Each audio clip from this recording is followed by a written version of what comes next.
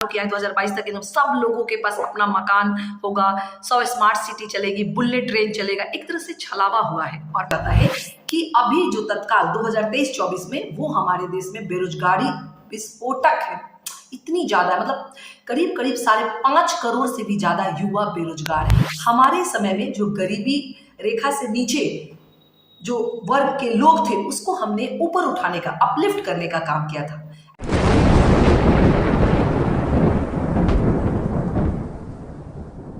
नमस्कार, मैं आरती राय आप सबका स्वागत करती हूं आपके अपने होस्ट और दोस्त आफ्ताब परवेज के इस यूट्यूब चैनल माय डियर जिंदगी में। वैसे तो आप सब मेरा परिचय जान गए होंगे। मैं भारतीय राष्ट्रीय कांग्रेस की महिला कार्यकर्ता के तौर पे काम करती हूं। उसी संदर्भ में मैं कुछ अपनी पार्टी की बात आप लोग के समक्ष रखती हूं।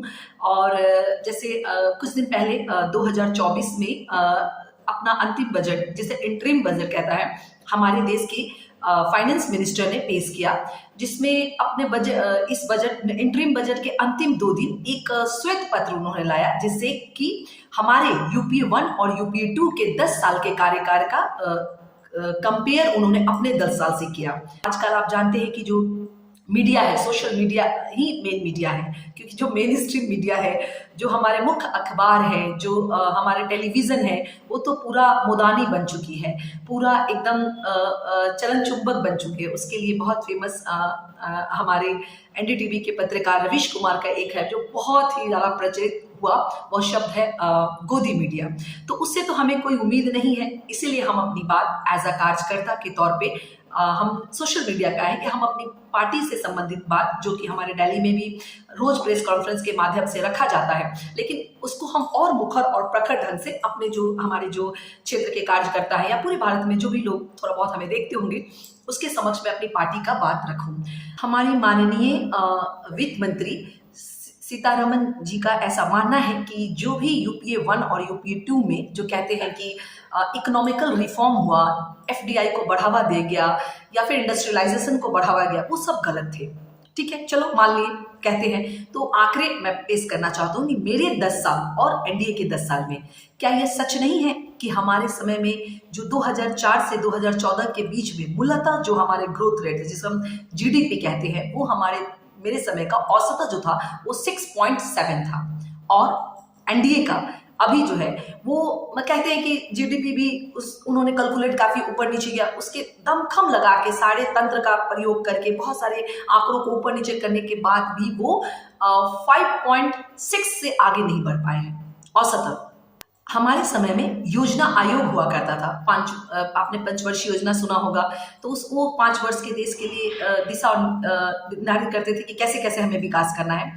तो वो नीति आयोग हमारे यूपीए सरकार के नीति आयोग का आंकड़ा नहीं था, बल्कि एक थर्ड पार्टी जो कि जैसे आईएमएफ हो गया, वर्ल्ड बैंक हो गया, उन्होंने कहा था कि हाँ ऐसा भारत में हुआ है, और उन्होंने कहा था कि भारत में 2008-9 के इन्फ्लेशन रेट बहुत है, उसके बाद भी 27 लाख लोग गरीबी रेखा से ऊपर उठे हैं।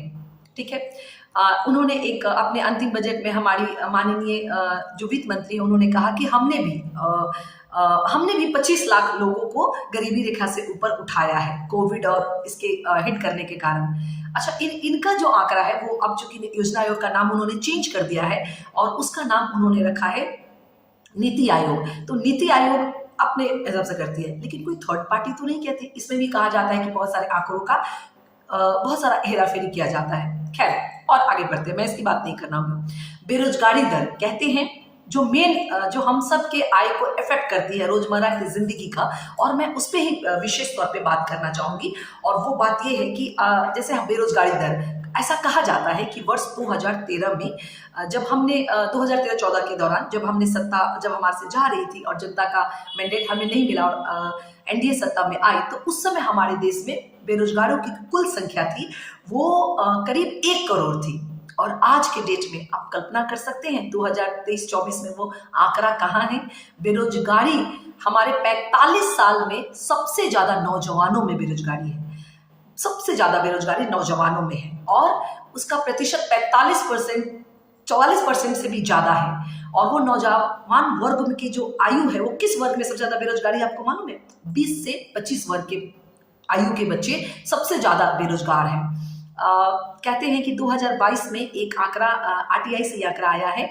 एक विपक्षी पार्टी ने मांग की थी कि कितने लोग बेरोजगार हैं। सरकार के पास तो मूलतः कोई आंकड़ा है नहीं, बट वो ऐसा कहती है, ऐसा माना गया कि रेलवे में एक 90,000 2018-19 में सर्विसेज में आई थी 90,000, तो करीब 23 लाख लोगों ने अप्लाई किया था कि अभी जो तत्काल 2023-24 में वो हमारे देश में बेरोजगारी विस्फोटक है, इतनी ज्यादा, मतलब करीब करीब 5.5 करोड़ से भी ज्यादा युवा बेरोजगार हैं। युवा, महिलाएं, सभी वर्ग के लोग इसमें आते हैं और ये बहुत ही चिंता का विषय है। महंगाई दर हमारे समय भी थी, बहुत ज़्यादा इन्फ्लेशन रेट था, लेकिन हमने किसी तरह से उसको कंट्रोल करने की कोशिश की थी। आपको याद होगा कि कच्चा तेल हम लोग लेते हैं, उस समय कच्चा तेल विदेशों में बहुत महंगा होता था। थोड़ा बहुत हम पेट्रोल का दाम बढ़ते थे तो देश में आग लगा देती थी बीजेपी, सड़कों पे आ जाती थी, क्या क्या नहीं करती थी। हमने कभी भी डीजल और पेट्रोल, मतलब पेट्रोल की कीमत कभी हम 70-71 के पार नहीं होने दिए, और अभी क्या है, डीजल पेट्रोल का कीमत 100 के पार। हमारे समय में डीजल की जो कीमत थी वो 58 रुपए थी, इनके समय में 90 पार हो गया है। कोई भी एक आंकड़ा अगर आप उठा के देखना चाहेंगे, कंपेयर करना चाहेंगे, तो आपको मिल जाएगा। कैपिटल एक्सपेंडिचर में इन्होंने थोड़ा बहुत खर्च किया है, जो कि मैं जब बजट सेशन में मैंने बात किया था तो उस पर कहा था। और एलपीजी, मतलब सबसे ज्यादा जरूरी, और खासकर मैं महिलाएं हूं तो मैं समझ सकती हूँ कि उसका क्या महत्व है हमारे दैनिक दिनचर्या में। एलपीजी की कीमत हमारे पूरे 10 साल के शासनकाल में 414 से ज्यादा नहीं, और अभी मालूम है वर्तमान में एलपीजी की कीमत जो है वो 1000 है, लेकिन जैसे 3 राज्यों में चुनाव थे उसके पहले ये कहीं कहीं 1200 के पार, मतलब 1150 के ऊपर ही मिलता था। आप कल्पना कीजिए ये किस तरह की सरकार है।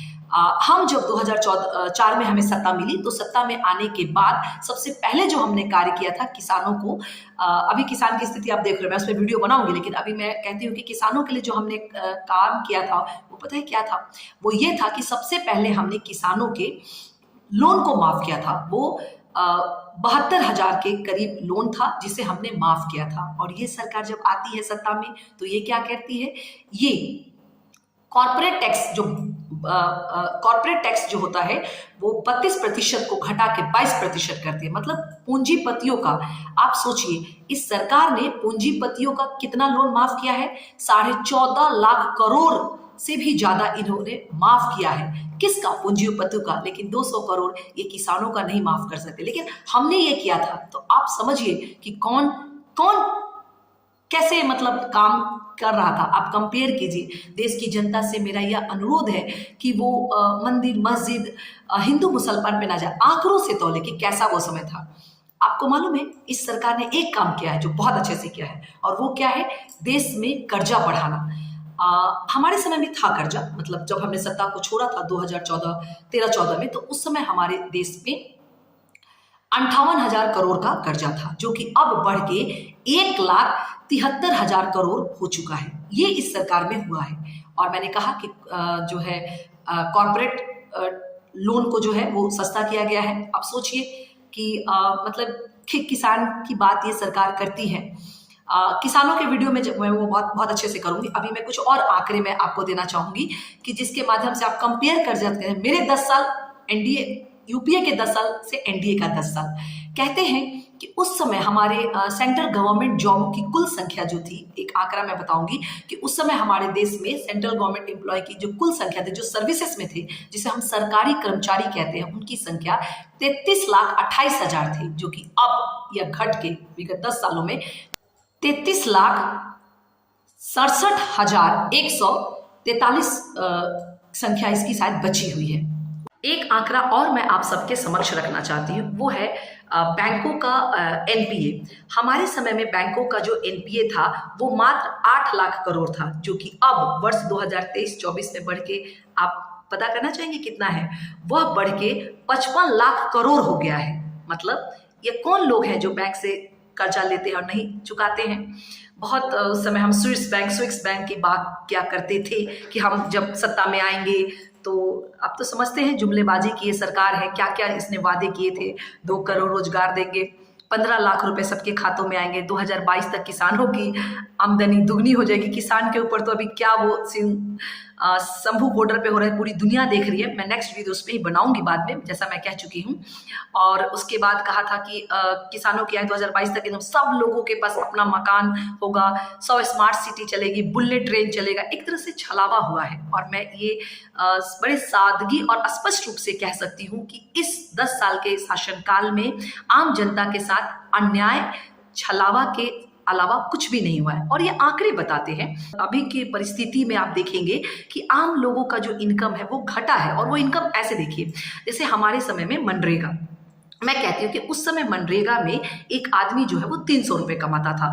उस समय महंगाई दर थी, मैं कहती हूँ कि इन्फ्लेशन रेट था, लेकिन उस इतना था कि वो कम से कम मतलब वो 50% कोशिश करता था। मतलब वो प्रति दिन के हिसाब से वो 300 कमाता था, तो वो 150 रुपये खर्च के 150 रुपये सेविंग कर। लेकिन आज एक मनरेगा का मजदूर, हालांकि उसके अभी भी उसका जो पैसा है वो काफ़ी कम है, उसको बढ़ाने की बात कही जाती है।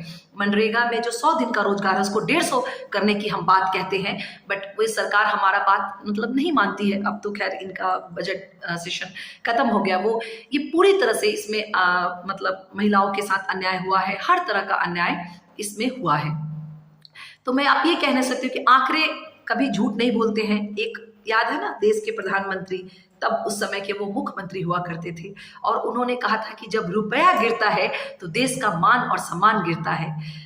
मैं आप सबको बताना चाहूंगी कि उस समय जब हम थे सत्ता में 2013-14 में, रुपए $1 की कीमत जो है वो 61 रुपए था, और आज $1 की कीमत 83 रुपए है। सोचिए कितना पैसा का वैल्यू गिरा है। कर्जा का माफ हमने किया, एफडीआई बढ़ा है। अभी 2024 में एफडीआई मालूम है 16 साल में सबसे कम है, जिसे हम फॉरेन डायरेक्ट इन्वेस्टमेंट कहते हैं, वो सबसे कम आया है।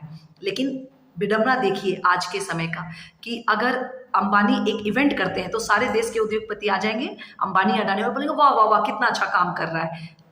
लेकिन उनको बोलो कि आप इन्वेस्टमेंट करो तो वो नहीं करेंगे। मनरेगा याद है ना आप सबको?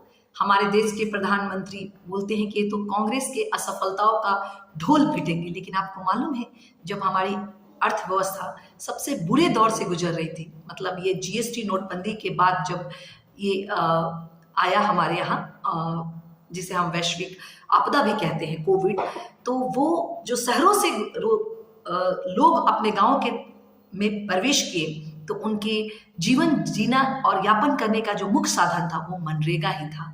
तो हमारी पार्टी हमेशा मनरेगा में जो 100 दिन का रोजगार हमने सुनिश्चित किया था, जैसे हमारे 2013-4-5 में हम आए तो हमारे सरकार ने क्या किया, मनरेगा लाए, right to education, right to food, जैसे हम नेशनल फूड एक्ट कहते हैं, लैंड एक्विजिशन बिल 2013 का, मैं जब बाद में बात करूंगी इसके पर, वो सब हमने लाया। तो वो कितना बड़ा मनरेगा एक कानून था, जिसके माध्यम से हमारे देश में उन लोगों को रोजगार मिला जो कि ऐसे हालात में थे।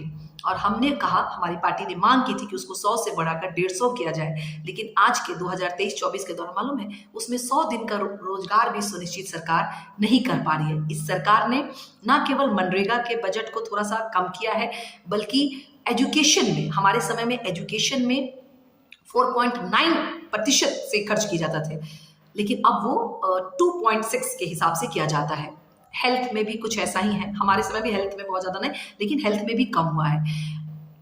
मैं बहुत बारीकी में नहीं जाऊंगी, मैंने पहले भी बात किया है कि आईआईटी, आईआईएम, बड़े बड़े जो सेंट्रल यूनिवर्सिटी में कितना गया, उस पर मैं बात करूँ। मूलतः जो बात ये है कि इस देश में जो है, एक आंकड़ा आप बताइए कि 2 व्हीलर, अभी के समय में 2 व्हीलर जो है वो 0% 7% से, मतलब 1% भी 2 व्हीलर नहीं बिक रहा है। और एक समय था, ये वर्ष थी 2000, एक समय था ये 2004 से 2009 के समय में, जब हमारे देश में 4 व्हीलर 9% के हिसाब से बिकता था। तभी तो हमारा जीडीपी 9-10 के करीब करीब 8% से बढ़ता था मूलतः। तो मैं ये कहना चाहूँगी कि आंकड़े कभी झूठ नहीं बोलते हैं। आप आंकड़ों से अगर आप कंपेयर करेंगे तो ये पाएंगे कि किसी भी विकासशील अर्थव्यवस्था के लिए, चाहे विकसित अर्थव्यवस्था के लिए, उस देश की अर्थव्यवस्था के लिए वो सही नहीं होता है कि वहाँ पे नौजवान, जिस देश में 60% से अधिक आबादी नौजवान हो, जिस देश में हर तीसरा ग्रेजुएट आदमी जो है उसमें से 2 लोग रोजगार ढूंढ रहे हो, जिसकी वायु मतलब हम 60% तो मतलब देश में काम करने वाली जनसंख्या, जैसे 35% लोग जो है वो 30 साल से नीचे हैं। इस तरह के देश में कितना योगदान हम दे पाते अगर उनके, वो कितना भारत को विकसित कर पाते अगर उनके पास रोजगार होता। तो मैं कह सकती हूँ कि कृषि क्षेत्र में हमारा रोजगार बढ़ा है, जो कि दिखाता है कि किसी भी विकसित या विकासशील देशों में तब हम उसको अच्छा, या बोलते हैं कि वो रफ्तार फंस रही है, जबकि मैन्युफैक्चरिंग और सर्विसेज, जब तक आप मैन्युफैक्चरिंग और सर्विसेज में नहीं बढ़ा पाएंगे सर्विसेज, तब वो देश किसी भी तरह से जैसे है विकास की गति को हम सही नहीं माना सकते हैं। ये कहना चाहूंगी कि मैं कांग्रेस की कार्यकर्ता के तौर पे नहीं, बट आप आंकड़े से खेलिए, ये मंदिर मस्जिद में डिबेट में मत जाइए और देखिए कि वो कैसा काम कर रही है सरकार, उसके बाद अपना मत को व्यक्त कीजिए। और मेन बात है कि कहते हैं कि अगर जीडीपी ही नापना है तो आप हमारा जीडीपी देख सकते हैं, किसी भी क्षेत्र में किसी भी क्षेत्र में आप कंपेयर कर सकते हैं। और हमारे दर्शकगण हैं, उनसे मैं अनुरोध करना चाहूंगी कि आप एक बार कंपेयर कीजिए, सोचिए समझिए और तब 2024 में अपने मत का प्रयोग करिए। आप सब जानते हैं, जानने के बाद जाते जाते मैं कोई गाना गुनगुनाती हूँ और वो मैं गाऊंगी इस संदर्भ में। गाने के बोल कुछ इस तरह से हैं। दिल कहता है चलो से मिल, उठते हैं कदम रुक जाते हैं, कभी हम दिल को समझाते हैं, कभी दिल हमको समझाता है। नमस्ते।